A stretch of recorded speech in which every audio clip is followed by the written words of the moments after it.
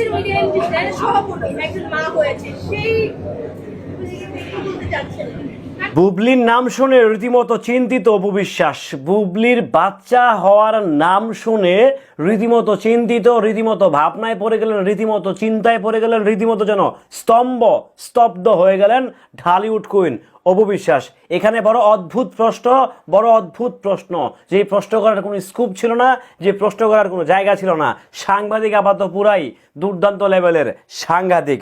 অপু বিশ্বাসকে কিভাবে বিপদে ফেলানো যায়, কিভাবে ট্র্যাপে ফেলানো যায়, it's a trap, it's a totally trap.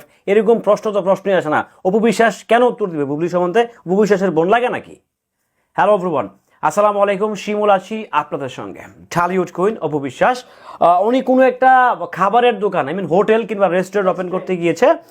সেখানে সাংবাদিকদের সাথে মুখোমুখি হয়েছে, অনেকেই হয়েছেন, অনেকেই কিছু একটা। সো সেই জায়গা থেকে অপু বিশ্বাসও সেইভাবেই মুখোমুখি হয়েছেন। বাট ওই যে কথায় কথায় বুবলির প্রসঙ্গটা চলে আসে। ওখানে একজন সাংবাদিক আপা, আই রেসপেক্ট, উনি খুব সুন্দরভাবে একটা প্রশ্ন করলেন। এমন সুন্দরভাবে প্রশ্নটা করলেন, রীতিমতো অপু বিশ্বাস নার্ভাস হয়ে গেছে। উনি আসলে এখানে কি আনসারটা করবেন, উনি এখানে কি রিপ্লাই দিবেন, রিপ্লাইটা কি দিবেন? সতীন কি দুজন একসাথে সংসার করতেছে? দুজন কি একসাথে সংসার, এক পাতিলায় খাচ্ছে? এক পাতিলা তো খাচ্ছে না। তাহলে এই জায়গায় যেখানে শাকিব খান, বুবলি, অপু বিশ্বাস এক পাতিলায় খাচ্ছে না, সেখানে আপনি এক পাতিলার প্রশ্ন কিভাবে করলেন? এটা তো ওয়ান কাইন্ড অফ এক পাতিলার প্রশ্ন, যে বুবলির ঘরে মেয়ে হয়েছে, অপু বিশ্বাস বড় সতীন, তো সেখানে সতীন আপনার সতীনের মেয়ে হয়েছে, আপনার ফিলিংসটা আসলে কি? আপনি কি তাকে উইশ করবেন? বড় অদ্ভুত, বড় জাতা প্রশ্ন। এই প্রশ্নটা আসলে ভিত্তি কতটুকু, মিনিংলেস, যেসব কথার কোনো মিনিং নাই, যেসব জিনিসের কোনো ভিত্তি নাই, ভিত্তিহীন কিছু কথাবার্তা আপনারা বাজারে ছড়িয়ে দিচ্ছেন।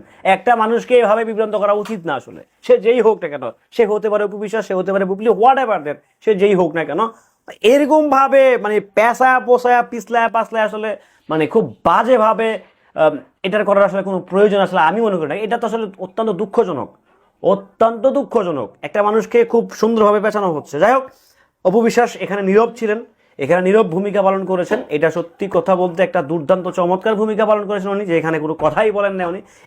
এটা আসলে যে এতদিন ধরে কাজ করতেছে না, এটা একটা স্টারডম, এটা পাওয়ার অফ বলা চলে যে একটা স্টারডম, ইটস স্টারডম। তো সেই জন্য হচ্ছে অপু বিশ্বাস ওখানে চুপ ছিলেন। বাট আমার যেটা মনে হয়, অপু বিশ্বাসের জায়গায় যে অন্য কেউ থাকতেন, সে কি মুখে কুলুপুটে বসে থাকতেন? আপনারা যে বিশেষ করে কিছু সাংবাদিক ভাই বোনেরা আছেন, যেভাবে উল্টা পাল্টা বড় উইয়ার্ড প্রশ্নগুলো করেন, এগুলো করার মানেটা কি আসলে?